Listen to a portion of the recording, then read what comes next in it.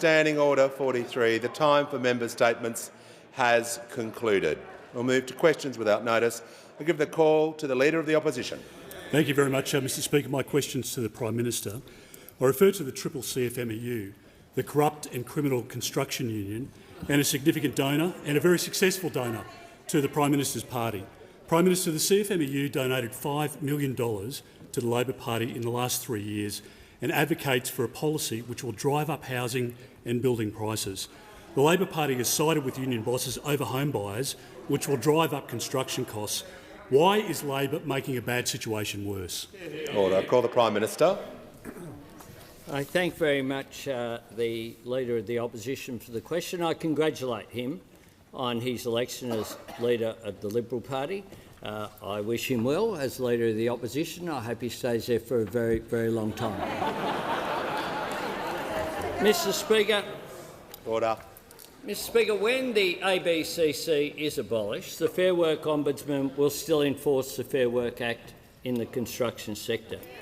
We come with a very simple principle, which is that why should one worker in one sector be treated differently from workers in another sector? If people commit a crime, action should be taken by the appropriate authorities. And we're not going to take lectures from people who, when they commit issues that sees them go to the backbench, they come back as in leadership positions. We're not going to cop lectures from those opposite, from whom they presided over anything goes attitude towards taxpayers' money over the last 9 years. Order. I give the call to the honourable member for Hasluck. Thank you, Mr Speaker. My question is to the Prime Minister. In May, the Australian people voted for an Albanese Labor government with real plans to build a better future. Can the Prime Minister update the House on how the government is working towards that goal? Here. I'll call the Prime Minister. Thank you very much for the question. I congratulate the honourable member on her election to this parliament, and I look forward to working with her and the other new members in this chamber across all sides of the parliament. On May 21, the Australian people voted for change, and we have hit the ground running as a new government. We haven't wasted a day.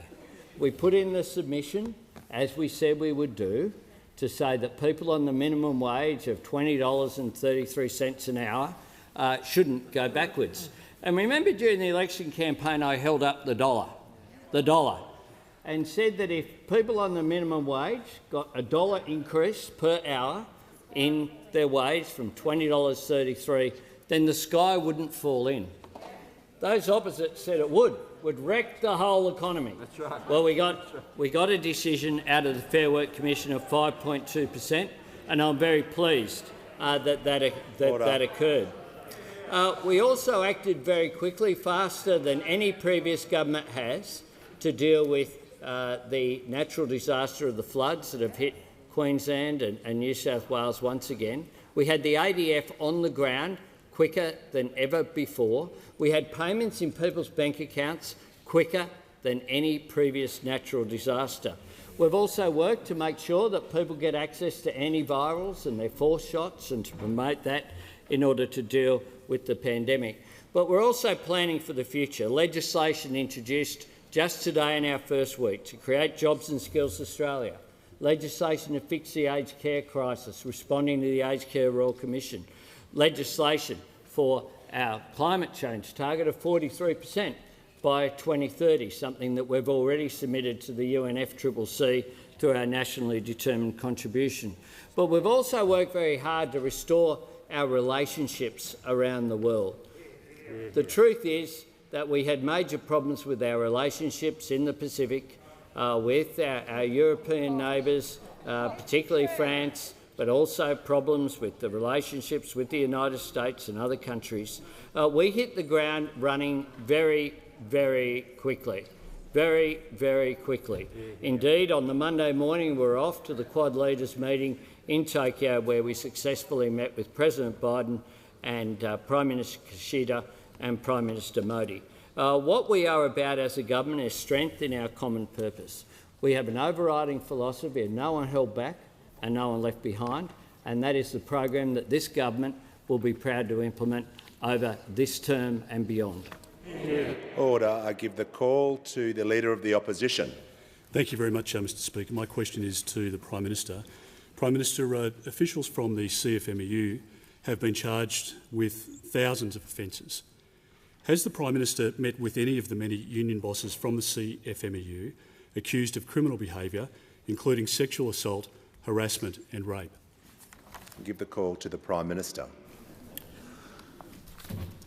Yes or no?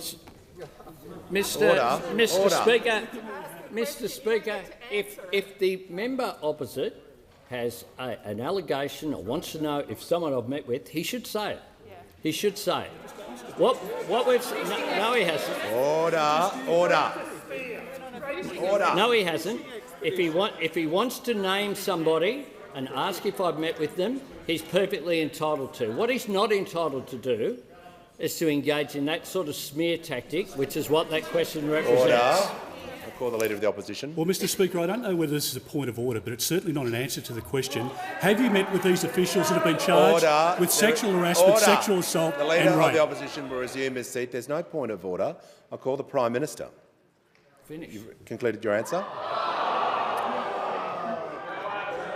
I give the call to the member for Lyons. Order. Thank you, Speaker. My question is to the Treasurer. Can the Treasurer update the House on the latest global and domestic economic data? What does it mean for Australia's economy and how's the government responding? I call the Treasurer. Good. Name them. Congratulations, Speaker, on your election, and thank you to my colleague for the first question of this new parliament for me. Australians are paying a really hefty price for a decade of messed up priorities and missed opportunities. And the denial and the delay and the division hasn't been accidental, it's been deliberate from those opposite. And Australians right around the country are paying a hefty price for their economic failures, Mr Speaker. And what it means is that Australians are more vulnerable now than they should be to the sorts of economic turbulence that we are seeing around the world and here at home as well. If you think about the global forecasts released by the International Monetary Fund overnight, they show that the global economy is heading down a precarious and perilous path. They have substantially downgraded their expectations for global growth. And so the challenges facing the global economy are substantial, they are growing, they will be with us for some time, and they will be impacting on us here at home. And the starkest evidence of that so far is the news that we got this morning about the June quarter inflation figure, the CPI, which was 6.1%, the highest for some decades. And what's been obvious for some time now is that we have in our economy high and rising inflation, falling real wages, and our ability to deal with some of these challenges is constrained by a budget which is absolutely heaving with $1 trillion in Liberal debt that we have inherited. Now, what those opposite have done, and the member for whom was front and centre in all of this, is they have bequeathed to a new government an energy crisis, a skills crisis and a cost of living crisis. And we didn't make this mess, Mr Speaker, but we take responsibility for cleaning it up. And our plan is all about making childcare cheaper, making medicines cheaper, getting real wages growing again in this country, starting with the minimum wage. After a decade of stagnation, which hasn't been accidental, it's been deliberately imposed on the working people of this country by those opposite. Time and time again, we've seen the consequences of that. And so, Mr Speaker, I think what those opposite underestimate about the Australian people is there is an appetite in the Australian community for some real talk about our economic challenges. There is a hunger after a decade of division for Australians to come together and meet these economic challenges, and there is an understanding that a mess that it took you like 9 years to make will take longer than 9 weeks for us to clean up.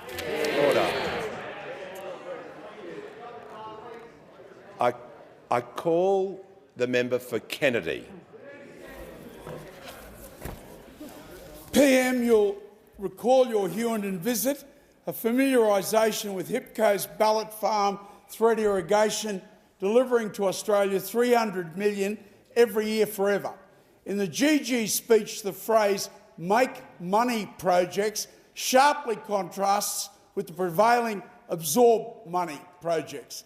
PM, you're aware that Theodore's ballot irrigation created 30,000 farms, leading Queensland's ALP to win every non-metropolitan seat for 40 straight years. Could the House be assured that HIPCO as another wonderful flagship? The member's time has expired.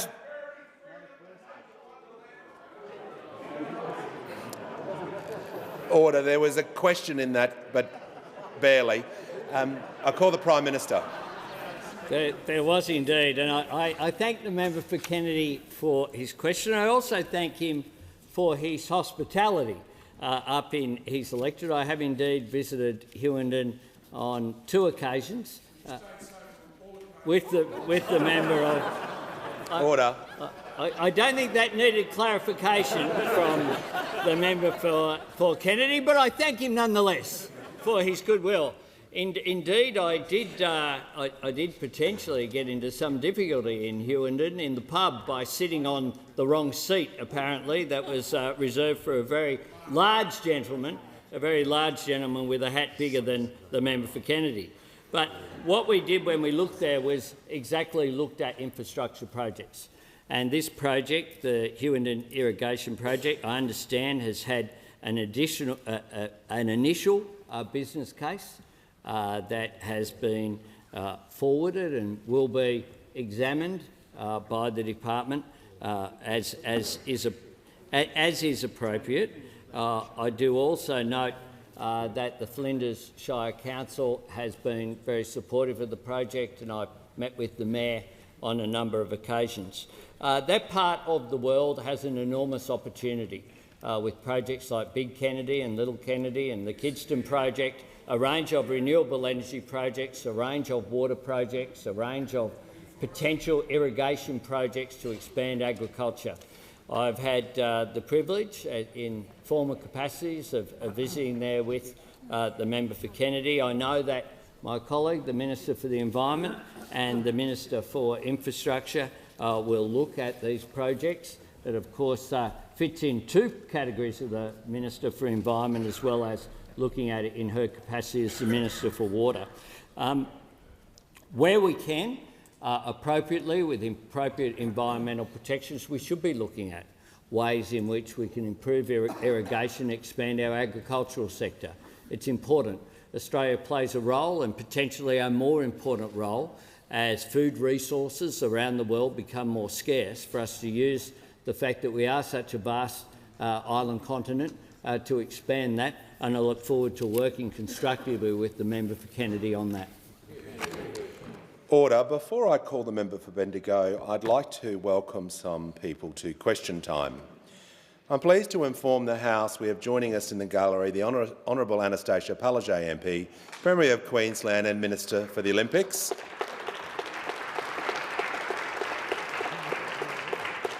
And just as important, the Honourable Cameron Dick, Treasurer of Queensland and Minister for Trade and Investment. In addition, I'd like to welcome, in the Distinguished Visitors Gallery, we have members of the Prime Minister's family and an old friend of the Prime Minister. On behalf of the House, I extend a very warm welcome to you all. I call the member for Bendigo. Thank you, Speaker. My question is to the Minister representing the Minister for Agriculture. Given the outbreak of foot and mouth disease in Indonesia, what steps has the government taken to prevent the disease spreading to Australia and affecting our livestock industry? I call the Minister. Order. Thank you very much, Mr Speaker, and can I, as it's the first time I've had the chance to congratulate you for your elevation to the chair. And can I thank the member for Bendigo for her question? I know many of us who represent regional and rural Australia are very exercised about this issue. This is an issue the government takes very, very seriously. It is why we have introduced the toughest biosecurity measures that have ever been used in Australia. We know that FMD has been detected in over 70 countries, but of course immediate and pressing concern is the outbreak that is not under control in Indonesia. It's been detected in 22 of the 37 provinces. The government is taking a two-pronged approach by strengthening measures at our border, but also working with our partners in the region, particularly Indonesia, to prevent an outbreak coming here to these shores. We've committed so far an additional $14 million in funding to strengthen Australia's prevention preparedness for FMD and to provide immediate support to Indonesia. In Indonesia itself, we have provided 1 million doses, or providing 1 million doses of the FMD vaccine. The government has assisted through the provision of technical support of FMD and the broader vaccination program. We also have CSIRO's Centre for Disease Preparedness is working with the Indonesian Ministry of Agriculture to provide laboratory support and also essential materials. We've got the Indonesian government, we've helped them with signage and with biosecurity measures for outgoing Australian passengers at Denpasar Airport. We're doing everything we can to support our neighbours. It is in the interests of this country that we do so, and they get this under control as quickly as possible, and we're confident that the Indonesian authorities are doing all they can. Here in Australia, of course, we've funded additional biosecurity officers, redeployed biosecurity detector dogs to this task, the activation of biosecurity powers which have never been actually used before in this country, additional signage and distribution of flyers at major airports, deployment of sanitation mats, expanded social media campaigns and informing travellers of their biosecurity responsibilities. But what we do know, absolutely and utterly, is that one of the highest risks is if people illegally import meat or dairy products. We know that we've got biosecurity officers checking around certain retail outlets at the moment. Those imports have been stopped, and also checking all mail.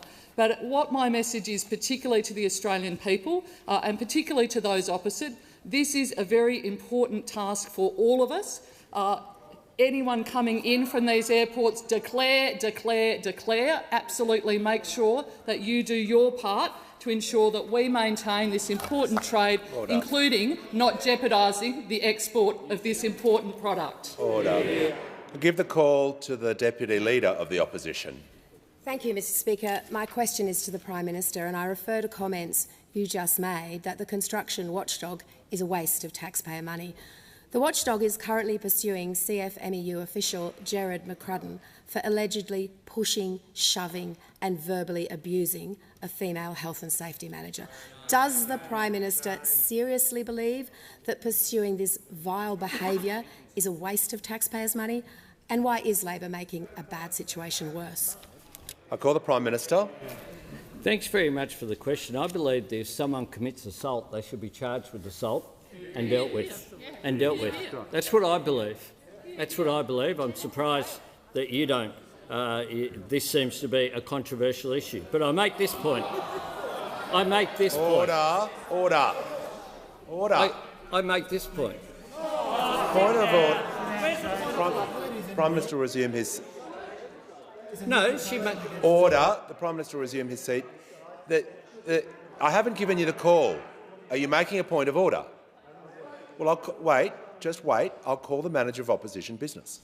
Thank you, Mr. What is Speaker. the point of order? That is an imputation against every member on this side. The Prime Minister just said, if you don't believe assault is a serious matter. Of course we believe assault is a serious matter. He should withdraw. Resume your seat. Manager, that is not a point of order. I call the Prime Minister. Speaker, the irony. The question suggested that. That was the point. The point of the question was that I wouldn't regard that behaviour. That is precisely what I was asked. What I was asked. And my answer was, where someone commits a crime, they should be charged with a crime of assault if they commit assault. That's what my view was. But I tell you what the ABCC have spent their money on. $500,000 of taxpayers' money on an unsuccessful case brought against a union who requested that a women's toilet be available on a work site. Order.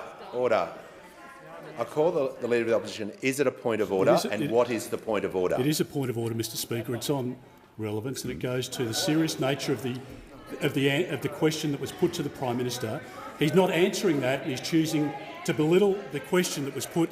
Instead of playing games and getting frustrated, he should answer the question about the harassment. The point of order is not relevant.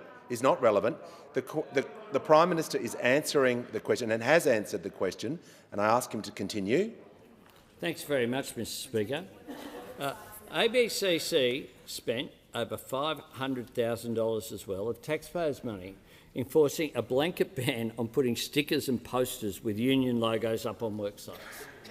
A whole lot of people die on work sites in the construction sector. Die. There is massive. Order. The Prime Minister will continue and to be heard in silence. I've made it very clear that where someone commits a crime, they should be charged with it. I've never heard of this bloke. Never heard of him. No connection with him.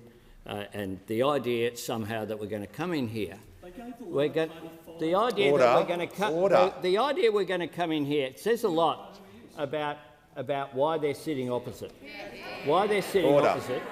That they come in here today and they could ask questions about inflation, they could ask questions about cost of living, they could ask questions about the health pandemic, they could ask questions about foot and mouth disease, they could ask questions about a whole range of issues, and what do we get? Back to the same old bucket. The same old bucket that saw them have a royal commission into trade unions, that saw them have a royal commission into, at the time, current and former Labor leaders effectively, spend millions of dollars of taxpayers' money on what was a political pursuit. The federal court said this about the ABCC for its prosecutions. It labelled them unnecessarily inflammatory and conducted as a blood sport. Politics should be better than that, but I'm not surprised that the opposition isn't. Order. I give the call to the member for Solomon. Thanks, Mr Speaker. My question is to the Deputy Prime Minister. Can the Deputy Prime Minister outline how the Albanese Labor government will deliver our next generation of submarines and what changes he is making to ensure these can be delivered? I give the call to the Deputy Prime Minister. Thank you, Mr Speaker, and can I congratulate you on your appointment to high office, and can I thank the member for Solomon for his question and acknowledge his service to the Australian Defence Force. Submarines matter for an economy of our size. The potency of our Defence Force is going to be defined by the quality of our capabilities, and there is no asset that we can have which will give rise to a greater question mark in any adversary's mind than a long-range capable submarine. And as we look forward to the end of this decade and into the 2030s, increasingly that will become synonymous with a nuclear-propelled submarine, which is why the Albanese government is completely committed to acquiring that capability. And I can report that in my meetings with the United States, there is an incredible shared sense of mission with them and with the United Kingdom in helping Australia to gain this capability, which is important because to do this will be one of the great national projects in our history. But that project has been made so much more difficult by the negative legacy which has been left to us by the 9 years of inept government of those opposite. In 2013, when the coalition came to power, the successor to the Collins submarine, our current capability, was due in the middle of the 2020s this decade, in the next few years. To start with, they went off to Japan to try and have the submarines built there, and then they backed out. They then signed an agreement with France, and 5 years later they ripped that up. In the process, precious years were wasted. Billions of dollars were spent on absolutely nothing, and great offence was caused to two countries which are so important to our future. At every moment, their decision-making was guided by their own politics. Indeed, the day on which we saw Australia's submarine capability tossed around their party room in the empty chair challenge against Tony Abbott was perhaps the moment when a party of government in this country showed the greatest contempt to the Australian people. They spent 9 years yelling at the world while doing absolutely nothing to advance our capability and our national interests. Well, this country is now under a new management. There's a serious group of people who are in charge, and we understand the challenge that we face. We know the difficult calls that are going to be made, but what we can say is this. Whatever we face, there is only one interest which is going to guide the effort we make, the decisions we take, and that interest is the national interest, a national interest which is defined by the national security of the Australian people. I give the call to the Leader of the Nationals. Well, thank you, Mr Speaker. My question is to the Minister representing the Minister for Agriculture. I refer to the Chief Veterinary Officer's briefing to the opposition on Thursday, where he advised that foot and mouth disease is uncontrolled and increasing, and to a subsequent comment from the Minister for Agriculture on Monday that Indonesia seems to be getting ahead of it. Who's correct? And has this confusion caused thousands of passengers to cross the border from Indonesia without proper screening and without disinfectant foot mats? Why is Labor making a bad situation worse? I give the call. Order. I give the call to the Minister representing the Minister for Order. I give the call to the Minister representing the Minister for Agriculture, Fisheries and Forestry. I'll tell you who's confused. What's your position on border closures? We've had one position put by you, one position put by all sorts of different members. What have you actually had in terms of your actual position? Order. Again, can I say very, very clearly, this is an issue the government takes very seriously. We are taking the advice of the Chief Vet. Order. We are taking the advice of the Agriculture Department. We have been rolling out sanitation mats, and I don't care who wants to claim credit for that, but that is there, and they are putting in place now. We know that this is a serious threat to Australia's biosecurity, and this government has put in place the most serious measures, the most comprehensive measures of any government that we have ever seen. I give the call to the member for Jagga. Thank you, Mr Speaker. My question is to the Prime Minister. Can the Prime Minister update the House on how the government is responding to economic circumstances, helping people with cost of living challenges and setting Australia up for the future? I give the call to the Prime Minister. Thanks very much, and I congratulate the member for Jagga on her re-election to this place. Australians are worried about cost of living. When they go to the checkout, compared with a year ago, they might have to put some goods back because they simply don't have enough cash to pay for it when the bills go up on the cash register. That is happening every day. They're worried if they can afford to put a roof over their heads, and they're worried about rising interest rates. Indeed, we inherited a challenging economy, and we didn't attempt to hide the challenges that would be ahead of us, because the RBA, of course, had already said prior to the change of government that there would be an increase in inflation and an increase in interest rates. But, of course, there are two things that impact, particularly for working people, their standard of living. One is the cost of living. The second is what do their wages look like. And that's why we have a plan to lift wages as opposed to the previous plan where low wages were a deliberate design feature of the economy. We have a plan to deal with that, but we also have a plan as well to create economic growth. And we want to do that in an inclusive way. I spoke to the Business Council of Australia this morning, and they are very much looking forward to participating in the Jobs and Skills Summit that will host in Parliament House in a bit over a month's time, because that is how you bring society together, bring business, unions, civil society, so that you can increase profits and increase wages, but only if you are lifting productivity at the same time. And we have a plan to lift productivity. We have a plan to deal with clean energy, to use that clean energy to enable new industries to grow and thrive. We have a plan through our National Reconstruction Fund to build back stronger, to identify where we can make more things here in Australia through advanced manufacturing.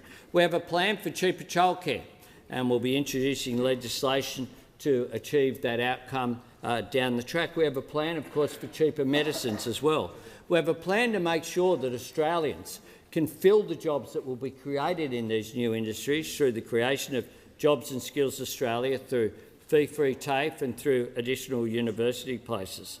These are all important if you want a high-wage, high-productivity economy that delivers for the Australian people. That's our plan, one in which we use our common purpose in order to shape the future instead of letting the future shape us. That is the way that you build a better future, and my government is absolutely determined to do just that. I'll give the call to the member for Hume. Thank you, Mr Speaker, and congratulations on your elevation. My question is to the Prime Minister. Prime Minister, during the campaign, Labor promised a $275 decrease in household power bills. Will the Prime Minister guarantee to the House that Australian families will see that $275 cut? Order, order. I give the call to the Prime Minister. You mangled the energy market. Fletcher set you up on that one. You made this mess. I thank the member for Hume for his question, and I congratulate him on his courage in asking it. They've set you up already. The paradox of the last government was that they were obsessed with power, but they totally failed on energy. Totally failed when it came to energy. And Australian families are paying the price for that failure. Let's have a look at what happened opposite when it comes to power prices. Order. I was asked about power prices. Okay. Order. Waste your point of order. That we're only a short time in the question, so I'll call the Leader of the Opposition if this is on relevance, but I'll listen carefully. Order. Mr Speaker, what is the point of order? It's on relevance, and we spent yesterday with you talking about the standards within this place, and it's very clear that, in the words of Speaker Smith, given the tightness of this question, the Prime Minister needs to answer the question and restrict himself to the question. Order. The Leader will resume his seat. The question was specific, and it mentioned during the campaign. The Prime Minister is in order, and I'll listen carefully to what he's saying. If you want a different answer, you'll have to ask a different question. But I will call the Prime Minister. But I will be listening carefully. And I will go directly to the campaign and what happened, because this is what happened. And this was what we didn't know was happening while the campaign was on. But they knew. Order. They knew. Order. They knew. They knew about the price increase. Order. In March. The member for Petrie. Because what we know is that one of the previous government's final acts was to hide that energy prices would be going up in July. They were advised. Order. They were advised in March that the default mark offer price, which for a household in New South Wales increased by up to 19.7%, in Queensland up to 12.8%. They knew about it in March, but days before the election was called, they made a conscious decision to keep the information from Australians until after the election. And who might that have been? Who might that have been? Order. Who might that have been? Order. It was the member for Hume. It was the member for Hume. Was the actual minister at the time. What we will do is deliver an energy policy. It'll be the first one we've had in this country for a decade. For a decade. They had 22 announcements and didn't deliver one. Didn't deliver one. Order. The Prime Minister will just take his seat for a moment. We've already had one point of order on relevance. I will call the manager. I'll give you the call. Making the point that he is defying your rule, Mr Speaker. Everyone, just be quiet for 1 second. Manager, we've had the point of order. What is your point of order? You need to bring the Prime Minister to comply. No, there is with no your point ruling. of order. There is no ruling. point of order. I'll call the Prime Minister. Thank you, Mr Speaker. I'm asked about energy and energy prices, and I was asked about what happened during the campaign. Members on and my what left. happened during the campaign was that we promised an energy policy, just one, and we will deliver it. And we will deliver it through our Powering Australia plan. Those opposite had 22 announcements, didn't deliver one. Even when the NEG, the National Energy Guarantee, went through the Liberal Party room twice. It went through twice through the Liberal Party room. Instead of implementing the policy, they just rolled their leader.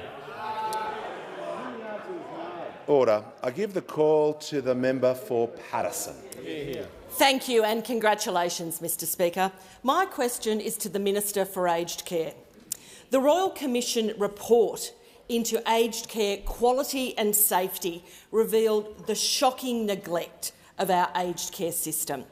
Can the Minister advise the House on how the new government is addressing the current failings in aged care? I give the call to the Minister for Aged Care and Sport. And I thank the member for Paterson for both her question and her powerful advocacy in trying to drive up eligible Australians to get their third and fourth vaccines. As well as yourself, Mr Speaker, lending your voice to the imperative of winter vaccinations in aged care, when together we visited Cinnamon Village in your electorate of Oxley a few weeks ago, a community in Queensland that receives some really standout representation about both a federal and a state level, may I note, to be on the ground with our mobile vaccination teams, learning from their work. Alongside your constituents, John and Jane, I got my fourth dose as part of our efforts to drive up vaccination rates, a focus of our winter plan in aged care.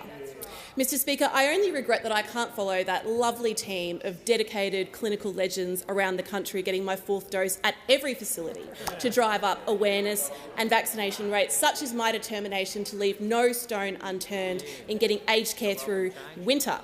But alas, I am advised that that would be against the medical advice, and we on this side of the House actually follow the medical advice. Where are your masks? Mr Speaker, the Royal Commission into Aged Care, Quality and Safety's final report challenged us all to create a better aged care system. It challenged us to deliver an aged care system which gives older Australians the security, dignity and quality that they deserve, that their families and their loved ones deserved, and that the workforce that looks after them so tenderly deserves as well.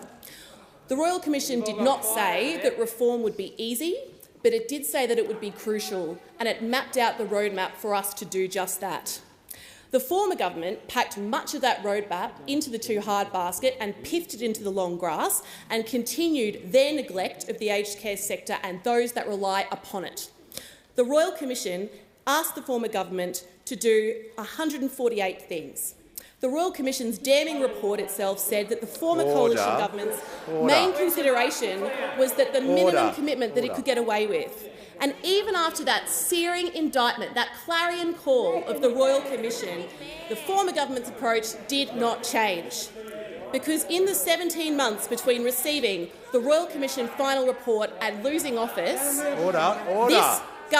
this former government implemented only 6% of the Commission's recommendations.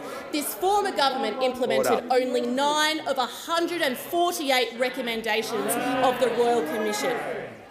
This new Labor government is not afraid of tackling the challenges before us. Only earlier today I introduced 2 bills to this House, one of which was the very first bill to pass this House, an aged care bill, because for this government aged care is a top priority, our first bill through. And in our first full day of parliamentary business, we have already passed— The minister's time has concluded. Order. Order. I give the call to the honourable member for Clark.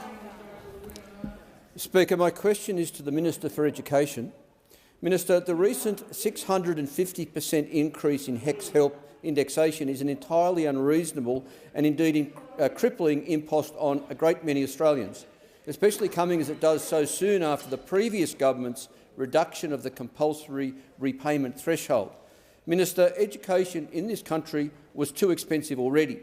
Will you urgently review the indexation rate and bring some soaring cost of living relief to the 2.9 million Australians lumbered with a HECS help debt? I call the Minister for Education. Thank you, Mr Speaker. Can I thank the member for Clark?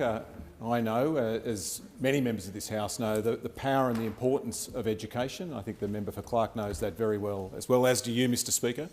Congratulate you on your election. I also note the comments you made yesterday about the Parliament in Schools program and how important that is. I'm looking forward to working with you on that. In answer to the member for Clark's question, last year the indexation rate was 0.6. This year it's 3.9. That's calculated based on CPI over the last 2 years. The member for Clark mentions the cost of living, and in that regard it's important to remember that help payments are set as a set percentage of your income. In other words, they don't go up unless your salary does. That said, the issue of affordability is an important one, and it will be one of the things that will be looked at by the government as part of the Universities Accord process. It's important to make this point, Mr Speaker. When HECS was first introduced in 1989, less than 8% of Australians had a university degree. That percentage now stands at around about 33%. And HECS is largely responsible for that. Amongst younger Australians, that percentage is even higher. I think more than 43% of Australians now have a university degree, younger Australians. But that figure hides another fact, and that is the fact that kids from poorer families are less likely to go to preschool, less likely to finish high school, and less likely to get a university degree. And where you live also matters. My friends on both sides of the House who represent regional areas will know this. About 48% of young people in our major cities have a university degree, but that percentage in regional Australia is around about 20%. And for our Indigenous brothers and sisters, that percentage is even lower. Something like less than 10% of Indigenous Australians have a university degree. We've got to do something about that. I don't want us to be a country where your opportunities in life depend on your postcode, your parents, or the colour of your skin. And that's why this accord process is so important. Soon I'll be announcing a group of eminent Australians who will lead that work, and they'll look at everything from the sorts of things I'm talking about here, access for people from low socioeconomic backgrounds from the regions, Indigenous Australians, but it'll also look at transparency, regulation, employment conditions, how our universities and TAFEs work together, and also this, the issue that you have raised, Member for Clark, the issue of affordability and the sorts of concerns that you've raised in your question. Give the call to the member for Bruce. Thank you, Mr Speaker. My question is to the Minister for Social Services. What policy changes is the government making to ensure that seniors are not going to be forced to use the cruel cashless debit card to access their pension? Give the call to the Minister for Social Services. Order. Order. The Minister will be heard in silence. The member for Longman. I just asked the House if the Minister could be heard in silence, and you interjected straight away. Can we cease the interjections at least until the Minister starts talking? The Minister for Social Services. Thank you, I think, Mr Speaker.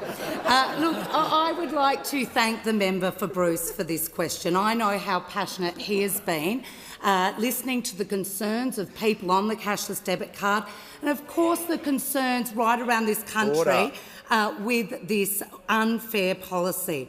Labor wants welfare and social security to be a strong safety net that supports vulnerable Australians when they need it, not stigmatise them like the former government did. And that is why Labor has decisively acted to deliver on its election commitment to abolish the cashless debit card. Now, earlier today, I introduced legislation to start the task of dismantling the Coalition's cashless debit card experiment. And I want to reassure the member for Bruce that seniors will no longer have to worry that their pension might get linked with the card, because no one in this country will have to worry about it, because we're getting rid of it. And we are ending the experiment of privatised welfare in this country. Of course, the cashless debit card was an ideological obsession by the former Coalition government.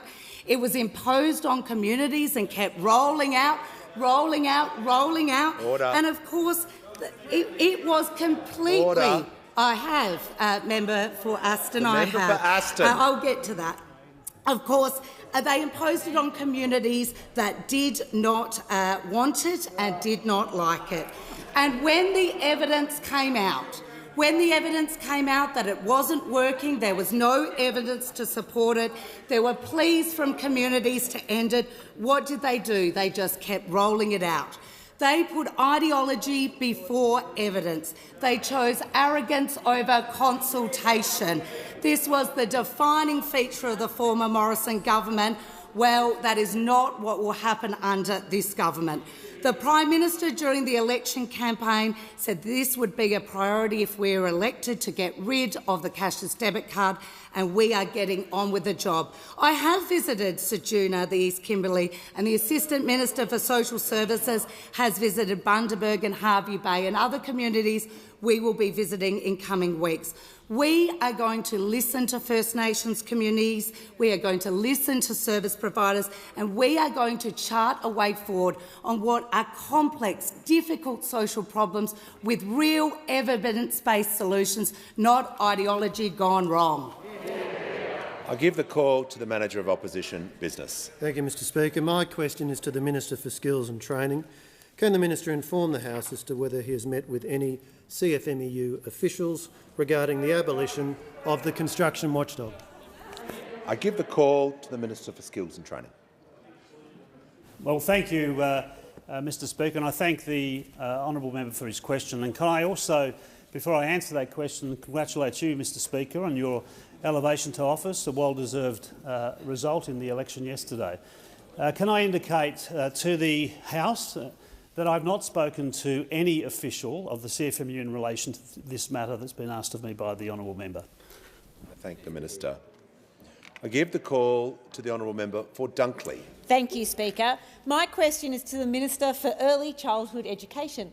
Minister, what is the Albanese Labor government doing to address rising costs of living and reduce the cost of early childhood education to make it easier for mums, children and working families to get ahead? I give the call to the Minister for Early Childhood Education and Minister for Youth. Thank you very much, Mr Speaker, and may I also take this opportunity to congratulate you on your elevation to the chair.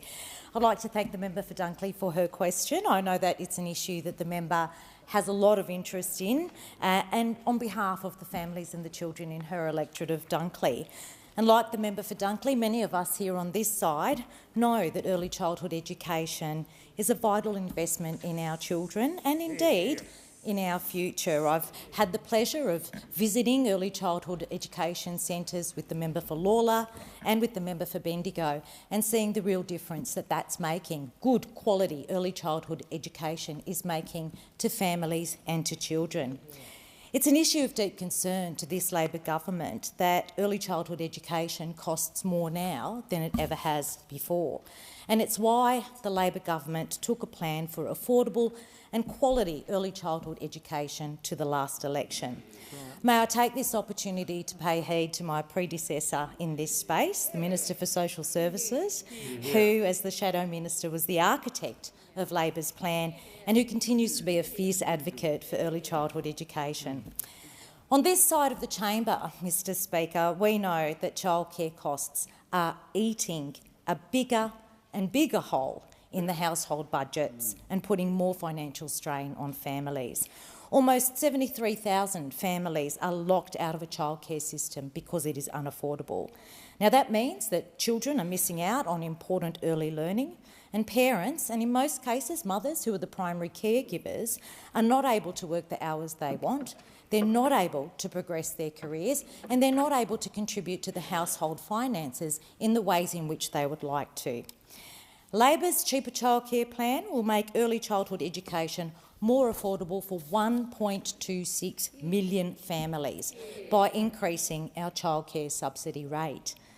Now, a big part of that is a plan for the ACCC to design a price regulation mechanism that will drive down out-of-pocket costs for families. We've committed to a comprehensive review of the childcare sector through the Productivity Commission. with the aim of implementing a universal 90% childcare subsidy for all families. These reforms aren't just about the economy, they're also about increased workforce participation. They're about women being able to go back to work in the capacity in which they want to go back to work and participate in the workforce. It means that early childhood educators are valued for their vital work, but importantly, these reforms are about ensuring all children have access to quality, affordable early learning, investing in their future and in ours. Give the call to the member for Durack. Thank you, Speaker. My question is to the Prime Minister. Is the Prime Minister aware that senior judges of the Federal Court have described the CFMEU's workplace behaviour as notorious, an embarrassment to the trade union movement, which displays an outrageous disregard for Australian industrial norms? Given the Prime Minister's decision to abolish the dedicated construction industry watchdog, would this simply make a bad situation worse and increase the cost of new schools and hospitals? Give the call to the Prime Minister. I thank the member for her question. And I'm asked about the Federal Court and the CFMEU and the ABCC. This is what the Federal Court did in 2017 that I'm aware of. It blasted the ABCC for wasting time and taxpayers' money on prosecuting two CFMEU officials for, to quote from the Federal Court decision, having a cup of tea with a mate. Having a cup of tea with a mate. And this is what Justice North described as, of the Federal Court described it as a minuscule, insignificant affair. And then Justice North said this is all external forces that are beating up what's just a really ordinary situation that amounts to virtually nothing. That's the Federal Court's ruling in the decision. And then, and then this Federal Court Justice North said this, quote, "For goodness sake, I don't know what this inspectorate is doing." And he went on to say this. Order. The Prime Minister... Really? Is the manager of opposition seeking the call? Mr. I will give you the call. I'll call the manager. Well, the point of order is on relevance, Mr. Speaker. It's a very tightly worded question. CFMEU workplace behaviour described as notorious, an embarrassment to the trade union movement, and the Prime Minister needs to engage with the terms of the question. The manager will resume his seat. There is no point of order. The question was specific regarding was the Prime Minister aware of senior judges in the Federal Court? The Prime Minister is referring to that matter with his answer, so there is no point of order. I call the Prime Minister. It's just extraordinary. I can't be more specific. The Justice North went on to say this when the ABCC was talking about use public resources to bring the bar down to this level. It really calls into question the exercise of the discretion to proceed. That is what they had to say at that time. The Federal Court has also dismissed the ABCC for its prosecutions, labelling them unnecessarily inflammatory and, another quote, conducted as a blood sport. That's what the Federal Court have had to say about these actions that the member raised, and I thank her very much for her question. I call the member for Cunningham. Thank you and congratulations, Mr Speaker. My question is to the Minister for Skills and Training. Can the Minister please inform the House how the Albanese Labor government will address skills shortages, improve employment opportunities and economic growth as part of its plan to strengthen vocational education and training? I call the Minister for Skills and Training. Well, thank you very much, Speaker. And I'd like to thank my friend and the member for Cunningham for the question and congratulate her on election to this place, a fantastic community champion for the region, and I've known you for many years. It's great to see you in this place representing your constituency. And it's true to say that the constituency of Wollongong and that region really understand the need to respond to the skills crisis in this country. They understand how important it is for workers and businesses to have the skills that are in demand. And so too does this government, Mr Speaker. And that's why the first bill introduced by this government today was to create Jobs and Skills Australia, working with employers and unions, working with state and territory governments, training providers and others, to make sure we fill the skill shortages across the labour market, across the economy. In many sectors, of course, those shortages are very acute indeed. Now, Mr Speaker, we have got a very big agenda when it comes to this area. We understand how important it is to our economy. We are dealing with, in fact, we've inherited one of the largest public debts for any government. And if we're going to deal with those challenges, we have to grow the economy. And the way to grow the economy, or at least one of the ways to grow the economy, is to invest in skills and training. But to invest billions of dollars of taxpayers' money in this area at the state and federal level, we need to understand those shortages. We need to understand where they are. We need to make sure we precisely anticipate the areas of emerging demand. And that's why we create this body, working with the states and territories, as I say, and working with employers and unions and others. And that's also why we're placing TAFE back at the centre of vocational training. TAFE has been under-resourced, it's been unrecognised, in many cases neglected by the previous government. I'll just remind people of this. The first visit in Victoria of the Prime Minister after the election was to a TAFE college. That says everything about the priorities of the Prime Minister and this government about addressing these skill shortages in this country. So we need to do a lot more. There are shortages, of course, and many people know where they are. There are shortages in aged care, disability care, children's services. The care industries generally are really in need of supply of skills and labour. The OECD says we have the second worst, if you like, or the second highest labour shortage in the developed world. So this is a job that needs to be tackled immediately.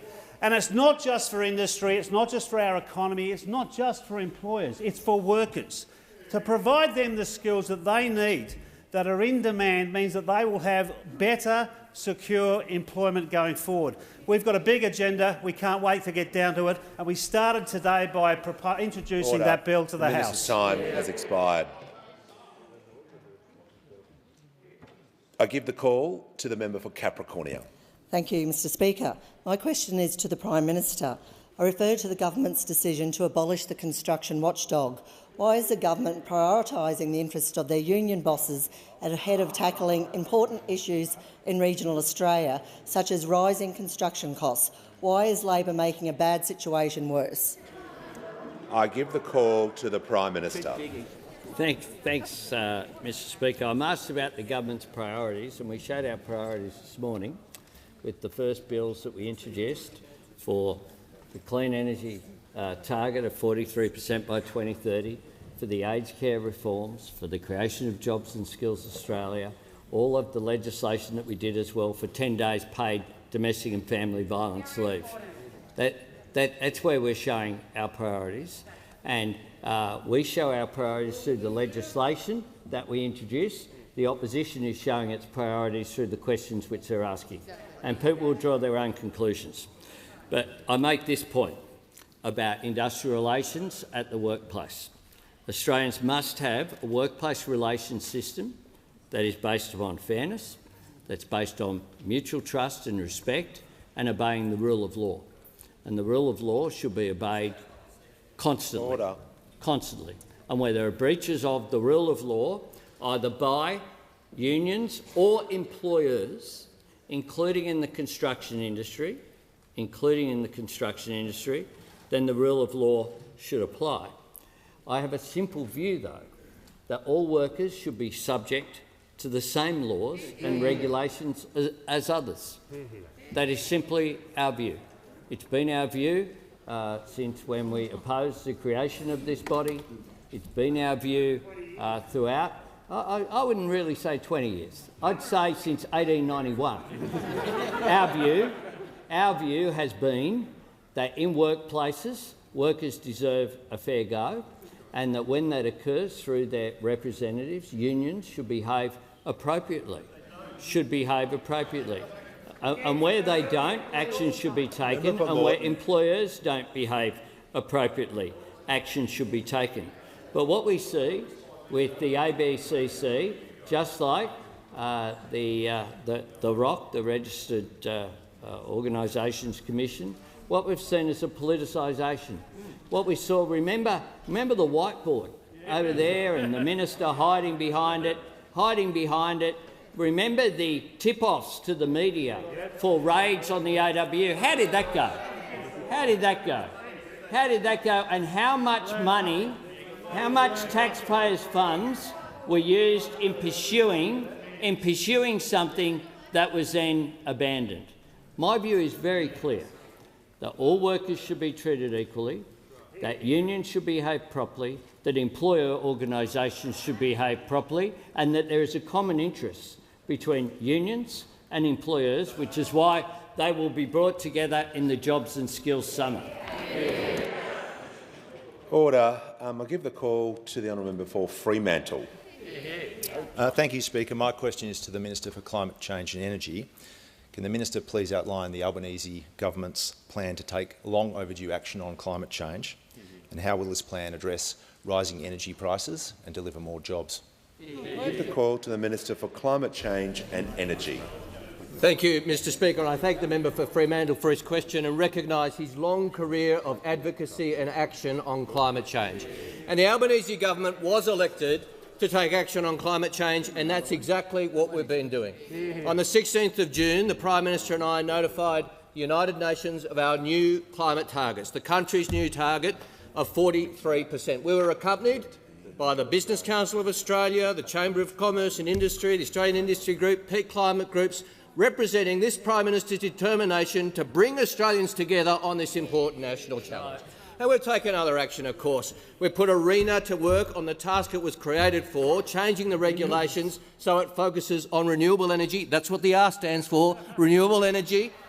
We've issued regulations to reduce the amount of sulphur in our petrol, better for our health and environment. And internationally, Mr Speaker, I've signed an agreement with Secretary Granholm, the US Secretary of Energy, on a zero-emissions task force. And, of course, we will ensure and have ensured that the Australian carbon credit market operates with integrity and is seen to operate with integrity, which the previous government ignored. That's what we've been doing. And, of course, Mr Speaker, today was the next step. I introduced on behalf of the government's climate bill. This is important. It enshrines in law those targets. It provides the framework for investment.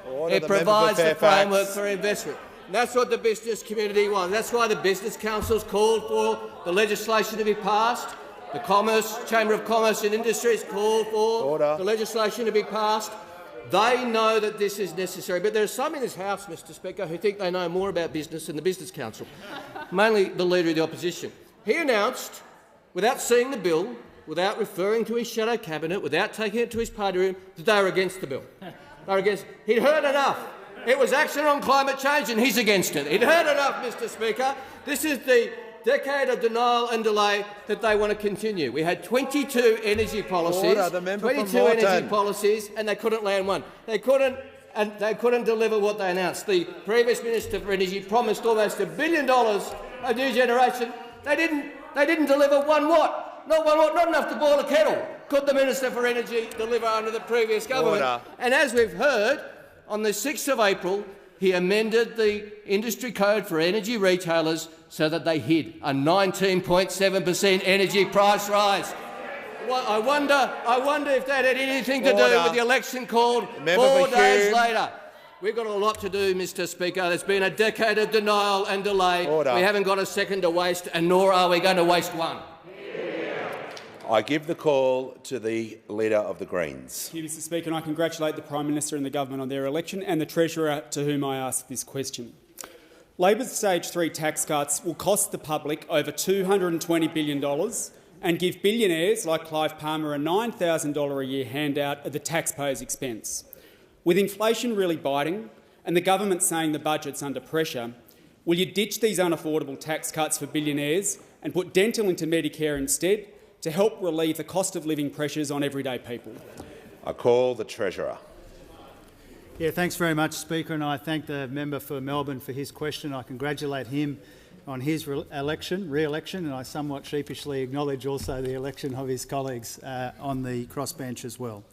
As the member for Melbourne knows, The legislated tax cuts are already in the budget and they don't come in for a couple of years, and we've said that we don't intend to change that. I think our position is well known on that, as is, respectfully, your position known on that as well.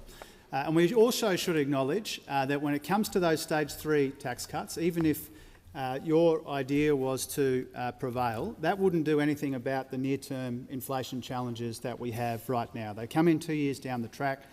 Yes, we have budget challenges, but right now the most important thing that we can focus on is high and rising inflation, falling real wages, and some of our choices have been constrained. And so our priority when it comes to tax reform, first of all, I mean, the only legislation that I've introduced from this place on the first day is tax reform to make electric vehicles cheaper, and we're proud of that. We're proud of that, working closely with the Minister for Climate Change.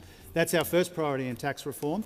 But beyond that, when it comes to tax reform that helps repair the budget, you know that the member knows that our focus is on making multinationals pay their fair share of tax, as well as some measures around tax compliance, and also making sure that the foreign investment regime returns some money to the budget as well. So that's our priority when it comes to taxes and charges and repairing the budget.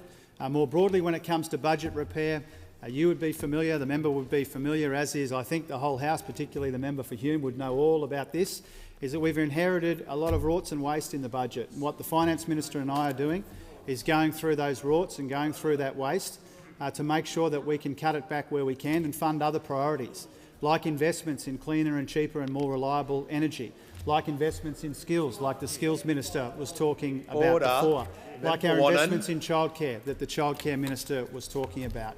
So when we repair the budget, we talk about taking unproductive, politically motivated spending, for which the member for Hume was a poster child, and directing it towards more productive spending in the budget. That begins with cutting back on rorts and waste, and it includes making sure that we're investing in the things that can get the economy growing the right way. Budget repair is part of that. Responsible investment is part of that. And I think the onus is on the whole parliament, crossbench, our side, their side of the parliament, Mr Speaker, to do what we can to try and repair the budget. We've had a decade now of rorts and waste, which has led to $1 trillion of debt with not enough to show for it. And so our efforts are directed towards making sure that every dollar that is borrowed, which now costs more to service, is actually delivering a dividend for the Australian people. Well, I give the call to the honourable member for Blair. Thank you, Mr Speaker. My question is to the Minister for Home Affairs. Can the minister update the House on the findings of the Civ 915 report and its implications?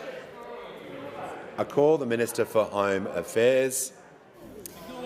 Thank you, Mr Speaker, and I want to thank the member for Blair for his question. All of us in this House would acknowledge that this is a person who comes to work every day and acts with the utmost of integrity, and so it's no surprise to get the question from him today.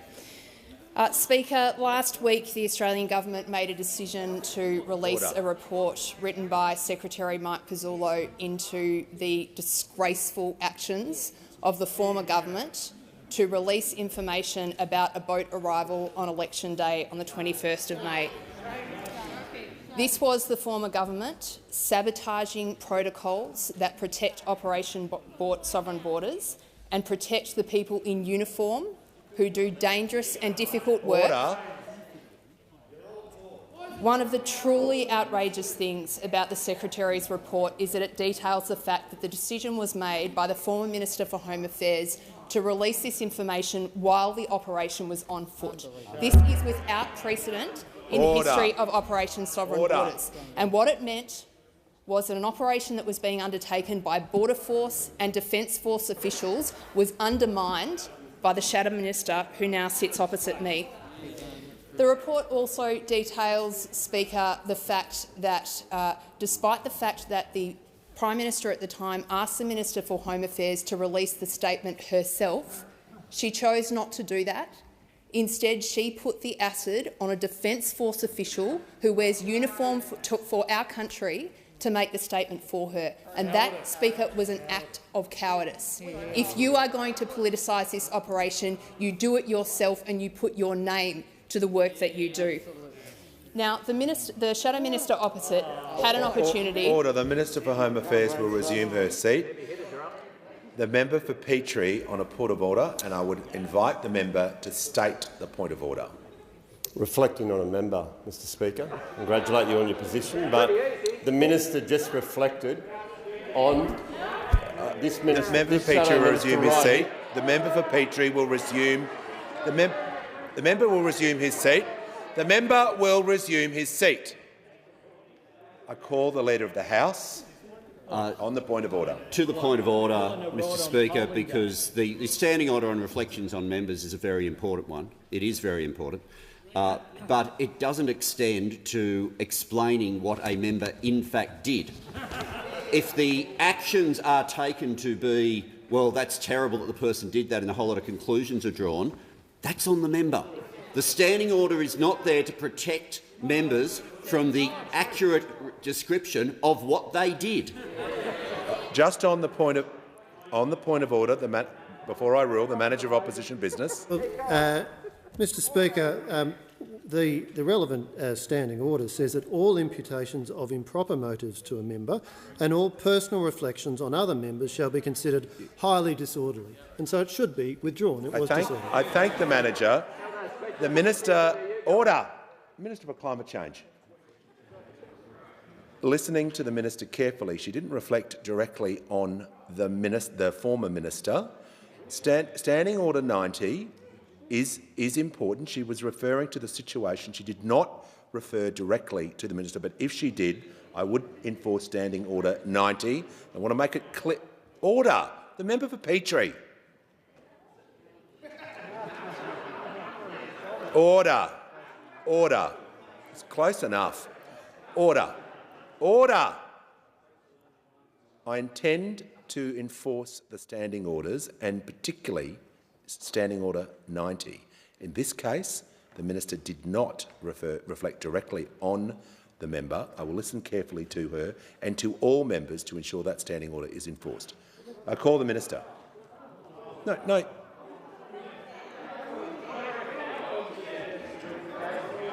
Order. There is no point of order. I call the minister.